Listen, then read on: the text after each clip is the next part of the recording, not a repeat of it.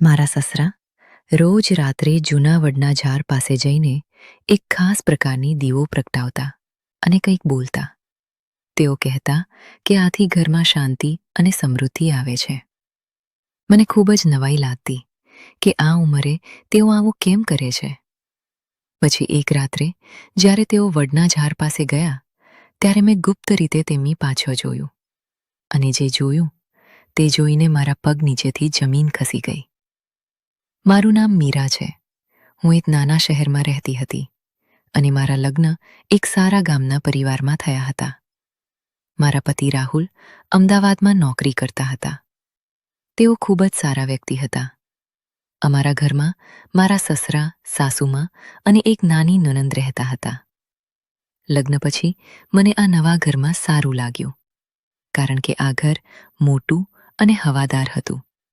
મારા માતા પિતાનું ઘર નાનું હતું, તેથી અહીં વધુ જગ્યા અને તાજી હવા મળતી. મારા પતિએ લગ્નની રાત્રે મને કહ્યું હતું, મીરા, મારા માતા પિતા અને બહેનનું ખૂબ ધ્યાન રાખજો. હું અહીંથી દૂર છું, પણ તમે આ ઘરને સંભાળી લેશો. મેં તેમને વચન આપ્યું કે હું આ ઘરની જવાબદારી સારી રીતે નિભાવીશ. મારી નણંદ પ્રિયા ખૂબ જ ભણેલી અને શાંત સ્વભાવની હતી.